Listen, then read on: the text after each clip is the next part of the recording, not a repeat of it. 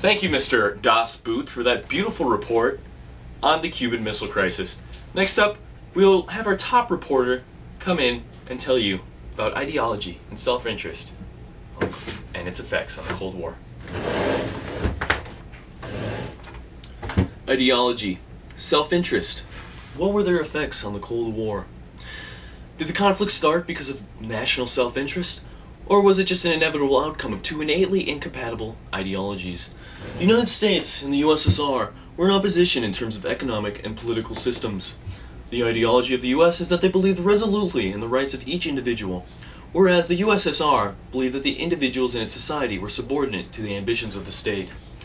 Communism was seen as openly promoting the overthrow of capitalist establishment. However, capitalists were seen as expansionists. In terms of self-interest, the US sought to increase their influence, but the USSR had a desire for security. Both countries wanted petroleum from the Middle East, and this linked to further military supremacy. The US believed greatly that the USSR policies were driven from past objectives and fears. The US deemed that the USSR policies collapsed when Gorbachev introduced the policies of perestroika, glasnost, and democracy, and that those who supported the self-interest were also able to argue that communism no longer served Russian self-interest. And now to... The détente was supposed to be a time of peace between the USSR and the United States. However, this was not the case. Let's examine the rise and fall of this time, which occurred from 1968 to 1979. We have with us live Cold War expert Mr. Smirnov. So, Mr. Smirnov, what do you believe contributed to the initial success of the détente? Well, there were many factors that contributed to the rise of détente. I believe that the parity with the United States in terms of strategic nuclear weapons was a major contribution to the rise of détente, because this helped us Russians feel more secure. Another factor was when President Johnson met up with Alexei Kosygin to converse about nuclear bilateral between the United States and the Soviet Union.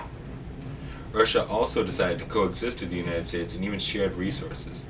Other major factors include when Nixon and the USSR agreed upon the SALT Treaty, which was signed on May 26, 1972, and subsequently the SALT II Treaty, which was signed on June 18, 1972. This allowed both nations to come into an agreement about limiting their military and thus lower threats for both sides. The basic agreement by Nixon and Brezhnev stating that both sides would agree to avoid the usage of nuclear weapons also helped. The Helsinki, also known as the Final Act, along with Withdrawal II, was both major contributions. The Helsinki, also known as the Final Act, was when the United States and the Soviet Union and 35 other states met at their final conference to agree upon what they called guiding principles, following these 10 rules. 1. Sovereign equality, respect for the rights inherent in sovereignty. 2. Refraining from the threat or the use of force. 3. Inviolability of frontiers. 4. Territorial integrity of states. 5. Peaceful settlement of disputes. 6. Non-intervention in internal affairs. 7. Respect for human rights and fundamental freedoms.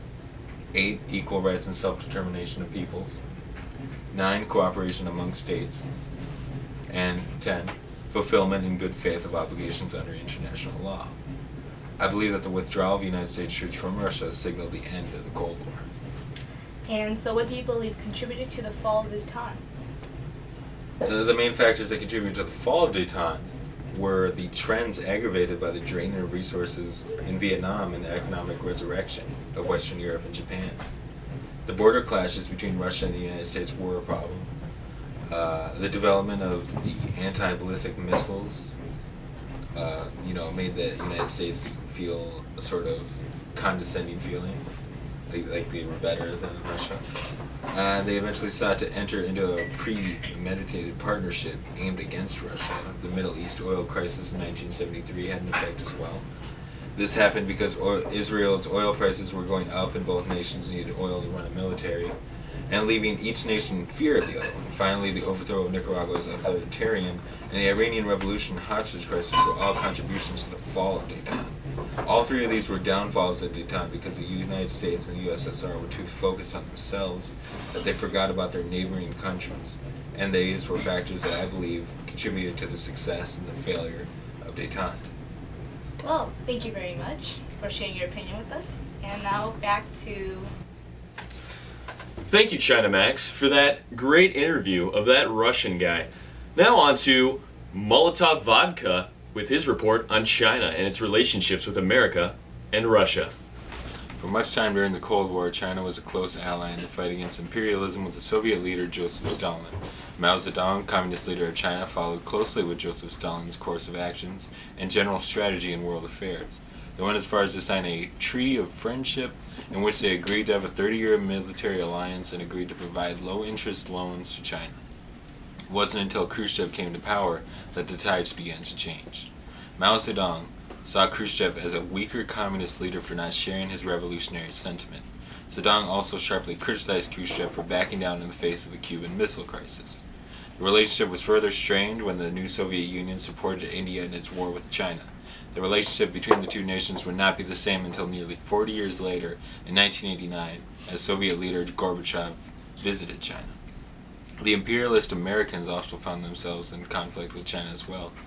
However, during the Cold War, they saw the split between the two communist nations as an opportunity to further their influence. The capitalists, when Henry Kissinger visited communist China, and then when Nixon visited the nation. This worked very well to normalize relations between the nations. This was more emphasized when the United States officially recognized the People's Republic of China as a legitimate government.